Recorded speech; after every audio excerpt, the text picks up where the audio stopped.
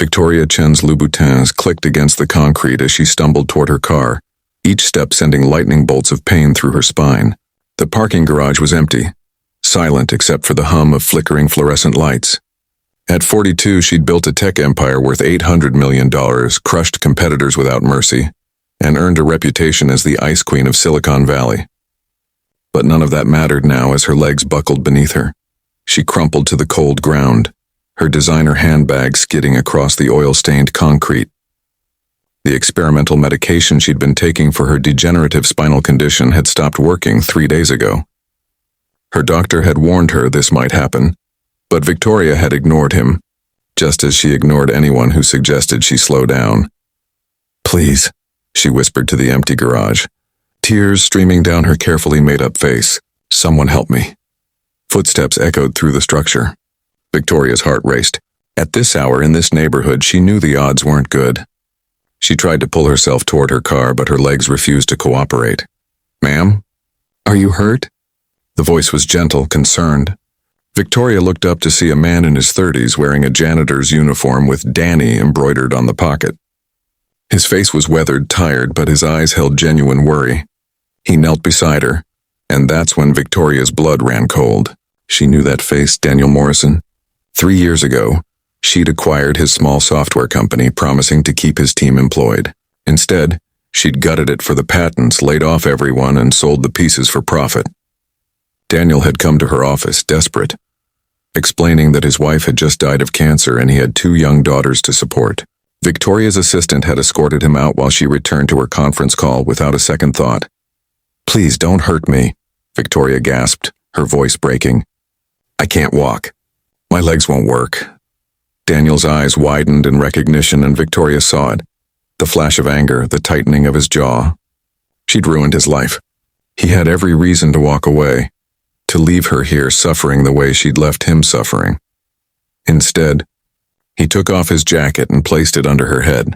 "I'm not going to hurt you, Miss Chen. I'm going to call 911. His hands were shaking as he pulled out his phone, but his voice remained steady. "Can you tell me what happened?" "My spine," she managed. "Degenerative disease. The medication stopped working." While they waited for the ambulance, Daniel sat beside her, talking to her in a calm voice to keep her conscious. He told her about his daughters, Emma, now 10, and Sophie, 8, how he'd taken night classes while working as a janitor to get his teaching certificate, how he was now a computer science teacher at an inner-city high school, helping kids who reminded him of himself. "Why are you being kind to me?" Victoria finally asked, her voice barely a whisper. "I destroyed everything you built. I didn't care about you or your family." Daniel was quiet for a moment. "After my wife died, I was angry at everyone. At God, at the cancer, at you. I wanted to hate you so badly." He looked at her and his eyes were glistening. "But my daughters were watching how I handled losing everything.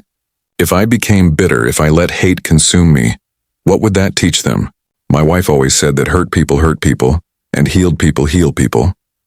The ambulance arrived and Daniel rode with her to the hospital, staying until her emergency contact arrived.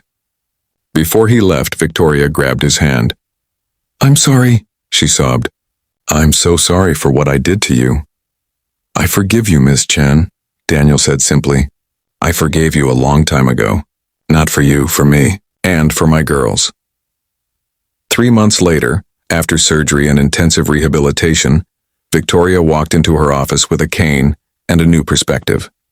She'd had a lot of time to think in that hospital bed. The board was surprised when she announced the company would be establishing a $50 million fund for employees affected by acquisitions, providing job training, healthcare, and support for families in transition. But that wasn't enough for Victoria. She tracked down every single person from Daniel's original team, all 47 of them. She couldn't undo the past, but she could change the future.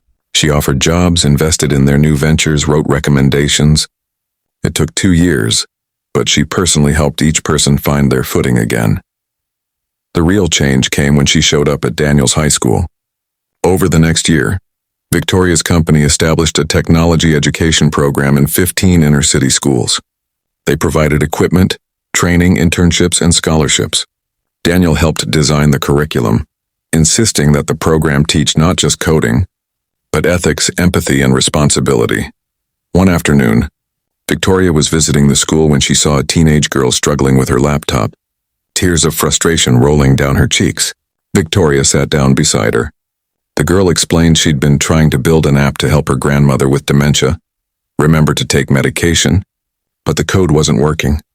Victoria saw herself in that moment, not the ruthless CEO, but the scared girl who'd grown up poor, who'd taught herself to code in the library, who'd built armor around her heart because she thought success meant never showing weakness.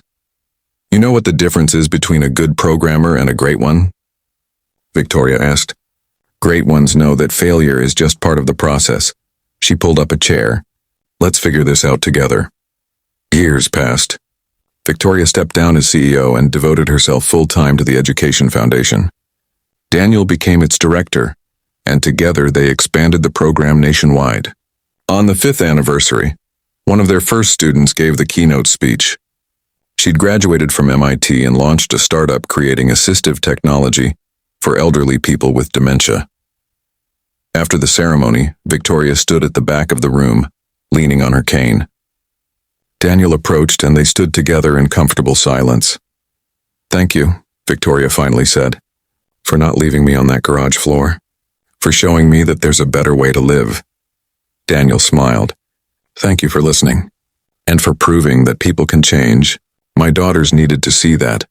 That one act of kindness can ripple out and change everything. Victoria thought about that night often, how her lowest moment had become her redemption. She'd spent decades believing that power came from being ruthless, that success meant crushing everyone in your path, but Daniel had taught her the truth. Real strength is choosing compassion when you have every right to choose revenge. True power is lifting others up, especially those who've fallen. The scar on Victoria's spine would never fully heal and she'd never walk without pain. But she was grateful for both the injury and the man who'd helped her when she needed it most. Because sometimes we have to fall completely before we can truly learn to stand.